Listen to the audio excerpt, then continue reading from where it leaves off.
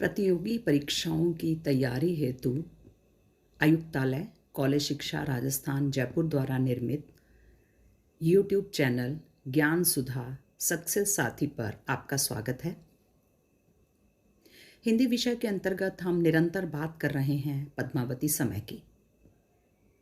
पद्मावती समय के से संबंधित इस अगले वीडियो में हम कुछ और पदों के बारे में बात करेंगे पद्मावती समय से संबंधित।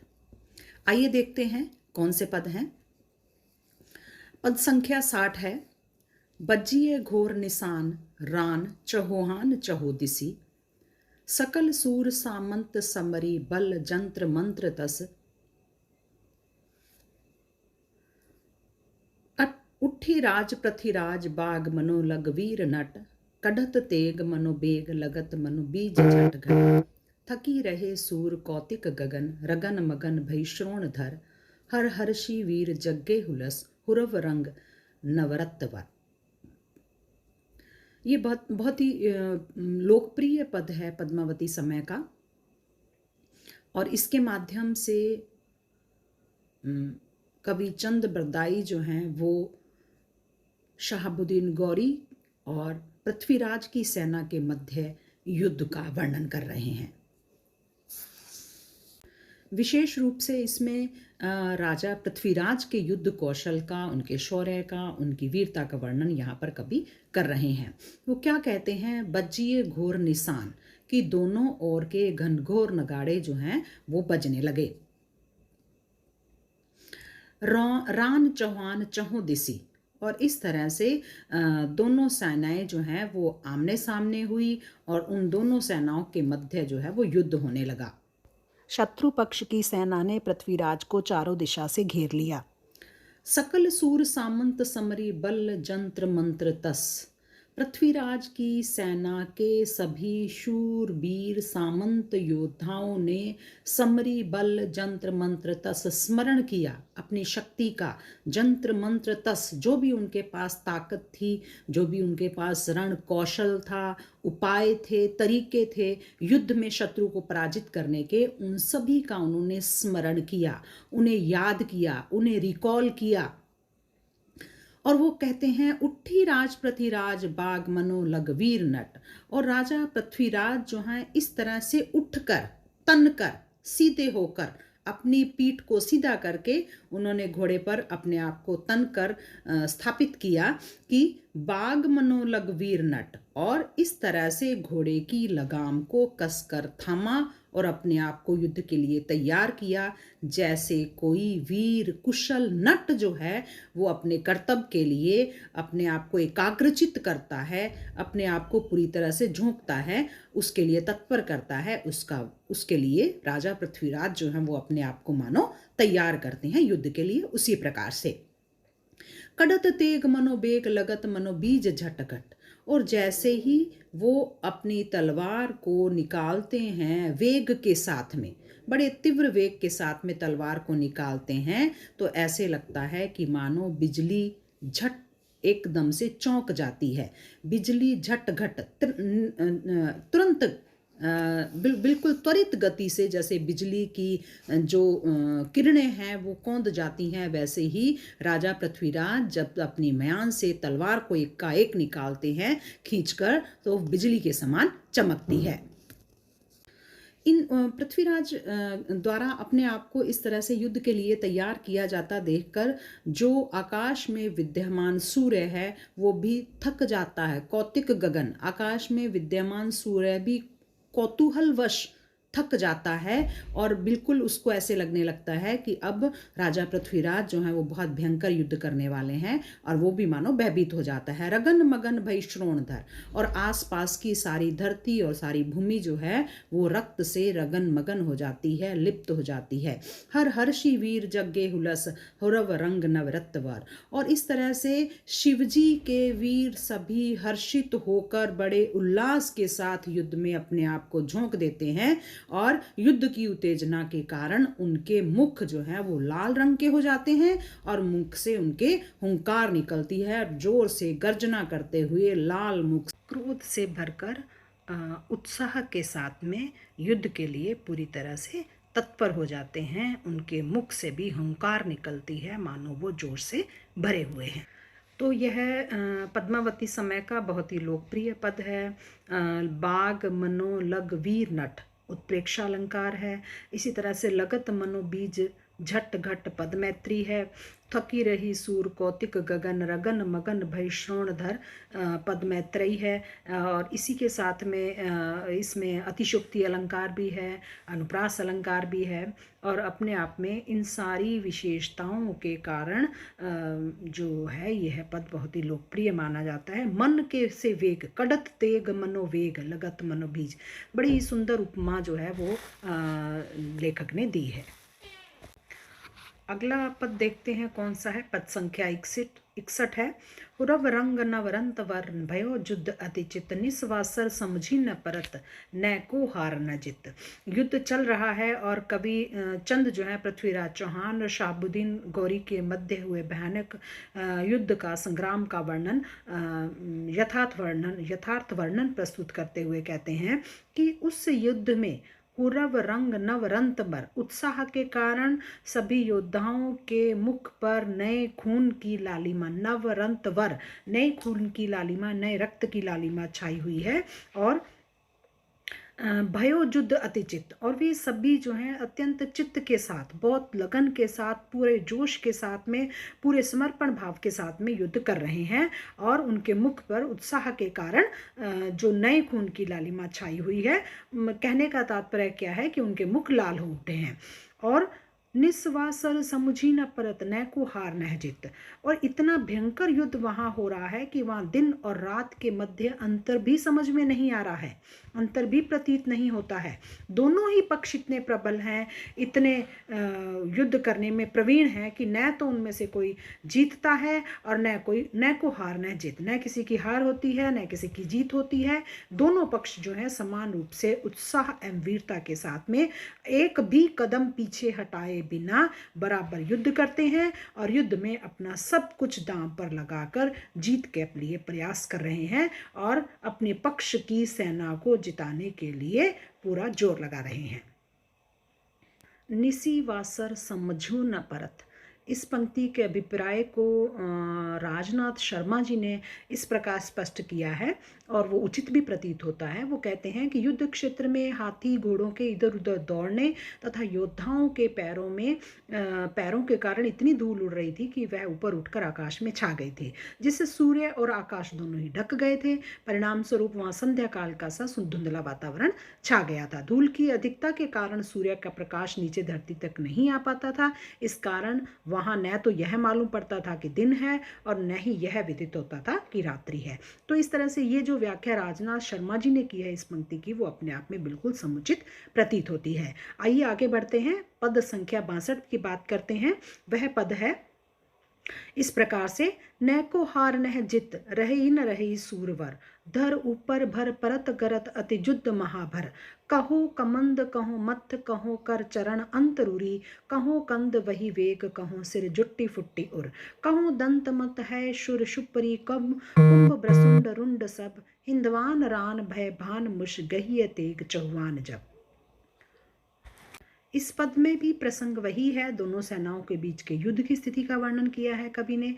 और कवि कहते हैं कि पृथ्वीराज चौहान और शहाबुद्दीन गौरी की सेनाओं के मध्य जो युद्ध हो रहा था उसमें न तो कोई हारता था और न ही कोई जीतता था। दोनों पक्ष इतने प्रबल हैं, इतने मजबूत हैं कि न कोई हार रहा है और न ही किसी की जीत हो रही है। दोनों अपनी अपनी शक्ति का प्रदर्शन करते हुए अपराजय खुद को प्रमाणित कर रहे थे। न को हार न जित रही न रही सूरवर, और वो शूरवीर युद्ध में इतने जुटे हुए हैं कि रोकने पर भी नहीं रुकते हैं। रहने पर, रोकने पर, मना करने पर भी रुकते नहीं हैं और वो उतनी ही तत्परता के साथ में युद्ध में रत हैं, दोनों युद्ध में जुटे हुए हैं। और उनके मानस पर युद्ध का उन्माद छाया हुआ है, इतना उन्माद छाया हुआ है कि रोकने पर भी वो रुकते नहीं हैं। धर ऊपर भर परत करत अति जुद्ध महाभर, महाभट्ट, भट्ट मतलब योद्धा या सैनिक। तो वो वीर योद्धा एक के बाद एक जो है वो धरती पर गिर रहे हैं, कट कट कर धरती पर गिर रहे हैं, शहीद हो रहे हैं, लेकिन आहत हो रहे हैं, घायल हो रहे हैं, लेकिन इसके बावजूद भी वो योद्धा जो हैं वो उस युद्ध भूमि से 1 इंच भी हटने के लिए तैयार नहीं है और अपने अपने सेना के लिए वो अत्यंत भयानक युद्ध करने में लगे हुए हैं और शत्रुओं के विरुद्ध अपनी शक्ति का प्रदर्शन कर रहे हैं। कहूँ कमंद कहूँ मथ, कहूँ कर चरण अंतरूरी। इस तरह से वहाँ पर जब योद्धा घायल होकर गिरते हैं तो किसी का वहाँ पर धड़ पड़ा हुआ है, कहीं पे मस्तक पड़े हुए हैं, कहीं हाथ है, कहीं पैर पड़े हुए हैं। यहाँ पर अब उन्होंने विभत्स रस का भी वर्णन किया है। और जब हम ये कहते हैं कि पद्मावती समय में या पृथ्वीराज रासों में कौन सा रस प्रधान है या कौन सा रस योजना की बात जब हम करते हैं तो रस योजना के अंतर्गत हमें यह ध्यान रखना होगा, इस तरह की पंक्तियों में विभत्स रस की भी योजना कवि ने की है। जहाँ युद्ध का वर्णन है वहाँ करुण रस और विभत्स रस जो है वो स्वतः ही संचरित होता है। तो यहाँ पर भी विभत्स रस का वर्णन करते हुए कवि बताते हैं कि युद्ध में कहीं किसी का धड़ पड़े हुए हैं, कहीं मस्तक पड़ा है, कहीं पर हाथ है, कहूँ करण, कहीं पर कर है, कहीं चरण है, कहीं पैर है, अंतरूरी, कहीं पर युद्ध क्षेत्र में उन योद्धाओं के आंतड़ियां बिखरी हुई हैं।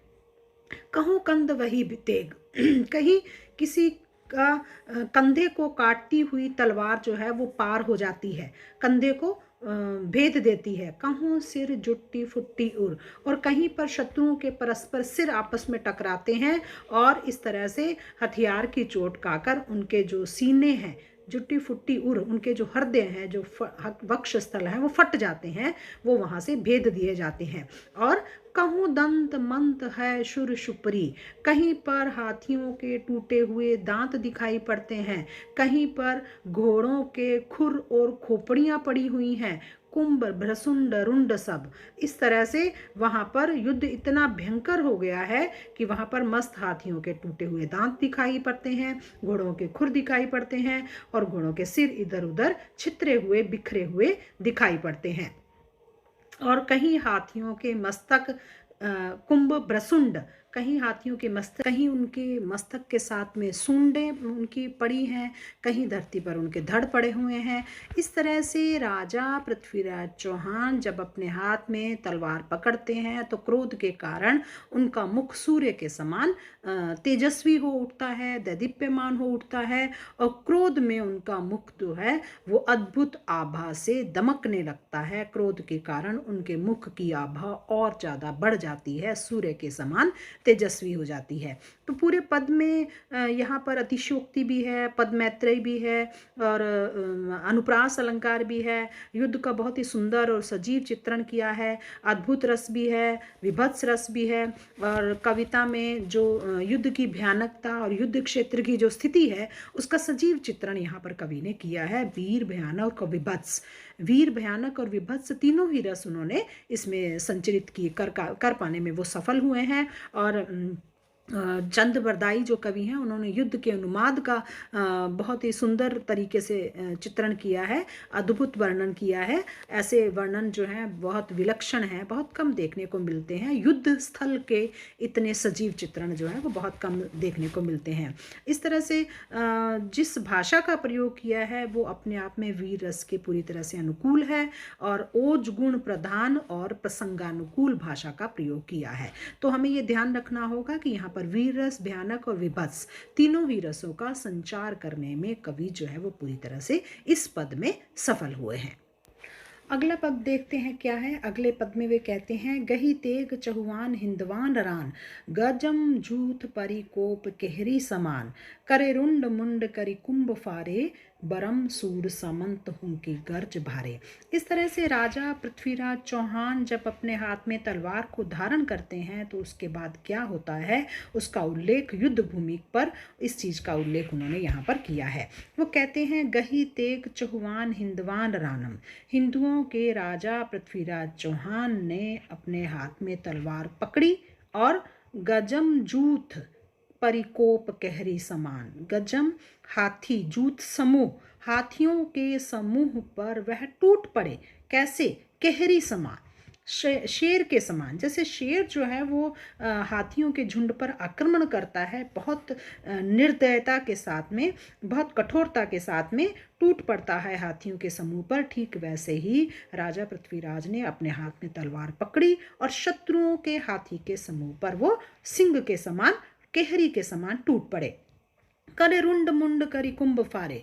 और फिर उनकी तलवार इतनी तीव्र गति से चलने लगी कि उन्होंने शत्रुओं को काट काट कर उनको रुंड मुंड कर डाला। किसी का धड़ अलग कर दिया, किसी का मस्तक अलग कर दिया, और हाथियों के मस्तक को कुंभ फारे। कुंभ मतलब यहाँ जहाँ पर भी आया है, इससे पहले पद में भी आया है, कुंभ से मतलब है हाथियों का मस्तिष्क। मस्तिष्क जो है उसको भी उन्होंने फाड़ डाला। और बरम सूर सामंत हूँ की गर्ज भारे, और हाथियों पर सवार योद्धाओं को मारकर उनके सिर को धड़ से अलग कर दिया और हाथियों के मस्तक फाड़ डाले। और उनके जो श्रेष्ठ शूरवीर सामंत थे वो अपने राजा पृथ्वीराज चौहान को इतनी तीव्र गति से उनकी चलती तलवार, और उस चलती तलवार के परिणाम स्वरूप शत्रु पक्ष के सैनिकों, योद्धाओं और हाथियों की हो रही इतनी विनाश को देखकर वे सारे युद्ध भूमि में एक नए उत्साह से भर गए और बहुत भयंकर गर्जना करते हुए, हुंकार करते हुए अपने राजा का साथ देने लगे और युद्ध भूमि में पूरी तत्परता से युद्ध करने लगे। इस तरह से इस पद में भी भयानक चित्र उन्होंने युद्ध के प्रस्तुत किए हैं और भयानक रस का वर्णन है। और भाषा जो है वीर रस के अनुकूल है, और इसमें अनुप्रास है, उपमा है, निदर्शना अलंकार भी इसमें प्रयुक्त हुआ है। तो यहाँ पर कवि ने फिर से युद्ध का बहुत ही सजीव चित्रण किया है। अगला पद देखते हैं कौन सा है। करी चीह चिक्कार करी कल्प भग्गे, मदम तज्जिए लाज उमंग मग्गे, दौरी गज अद चौहान केरो, घेरिए गिरदम चिहु चक्क फेरो। इस तरह से राजा पृथ्वीराज जो हैं वो शहाबुद्दीन गौरी की सेना के हाथियों पर जब आक्रमण करते हैं तो वहाँ पर कैसी भगदड़ मचती है, इसका उल्लेख इन पंक्तियों में किया गया है। करी चीह चिक्कार करी कल्प भग्गे। इस तरह से पृथ्वीराज ने शहाबुद्दीन गौरी की सेना के हाथियों के झुंड पर जब आक्रमण किया तो मार काट मचाई वहां पर। तो वहां पर क्या हुआ, हाथियों की सूंड जो है काट डाली, कहीं पर उनके कुंभ स्थल को काट दिया, मस्तक स्थल को काट दिया। तो हाथी क्या करने लगे, करी चीह चिक्कार करी कल्प भग्गे, वो कलपते हुए बहुत दर्द में भागने लगे, चीख चिक्कार करते हुए, चीखते चिल्लाते हुए, चित्कार करते हुए भागने लगे। मदम तजी इलाज उमग मगे, और मद को जो उन्होंने था वो अपने मद को भूल गए, अपनी मस्तिष्क अपने उनके कुंभ स्थल से कहते हैं कि मद झरता रहता है हाथियों के, जो श्रेष्ठ हाथी होते हैं उनके कुंभ स्थल से। तो वो उस मद झरने की प्रक्रिया से अलग हो गए और अपनी मस्ती को भूलकर लाज उमंग मग्गे, और अपने आप को बचाने की उमंग में वो उनकी जो है लार टपकने लगी, भूलकर लार टपकाने लगे। मतलब जो एक मस्ती थी वो उनकी मस्ती समाप्त हो गई और अब वो उनकी जान के लाले पड़ गए। दोरी गज अध चहुआन केरो, और जैसे ही सभी हाथियों के समूह जो हैं वो अपनी जान बचाने के लिए उधर उधर दौड़ने लगे, रास्ते जिधर रास्ता मिला उधर मुंह उठाकर दौड़ने लगे। तो यह देखकर पृथ्वीराज चौहान ने उन हाथियों को दोरी गजम अंध चहुआन केरो, राजा पृथ्वीराज चौहान जो है उन्होंने उनका पीछा किया, उनको उकसाया, और वे सारे उन्मत्त होकर अंधे के समान, अधम अंधे हो के समान उन्मत्त होकर जो है वो भागने लगे, और उन हाथियों को चारों ओर से पीछा करके उन्हें चारों ओर से पृथ्वीराज चौहान ने उनको घेर लिया।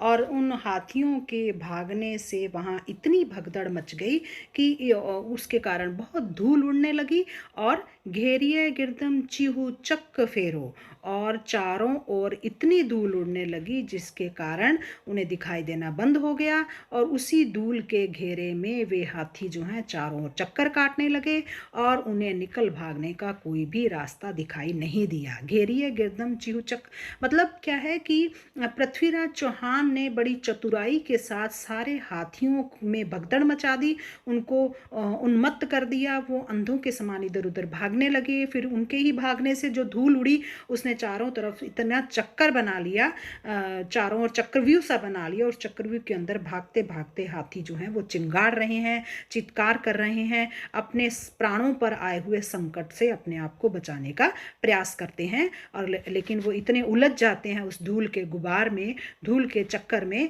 कि उन्हें कोई रास्ता दिखाई नहीं देता है। इस तरह से कलपते हुए हाथियों का एक शब्द चित्र यहाँ पर कवि चंद बरदाई ने प्रस्तुत किया है। और मद और लाज शब्द जो है उन्होंने विशिष्ट ध्वनि के लिए वहाँ पर प्रस्तुत किए हैं। मदम तजिए लाज उमग मगी है, और जहाँ पर वो बताते हैं कि वो अपने मद को त्याग देते हैं और लार टपकाने लगते हैं अपने प्राणों का संकट जो उन पर आता है उसको बचाने के लिए, अपने प्राणों को बचाने के लिए। युद्ध क्षेत्र में जो हाथियों की भगदड़ मचती है, उस हाथियों की भगदड़ के दृश्य बिंब को उन्होंने प्रस्तुत किया है, भयानक रस की सृष्टि की है। और बड़े ही युद्ध क्षेत्र में जो भयानक रस होता है, जिस तरह से वो उन्होंने उपस्थित करने में, उसे संचरित करने में सफल हुए हैं। और अनुप्रास अलंकार का भी प्रयोग उन्होंने बड़ी कुशलता के साथ में किया है।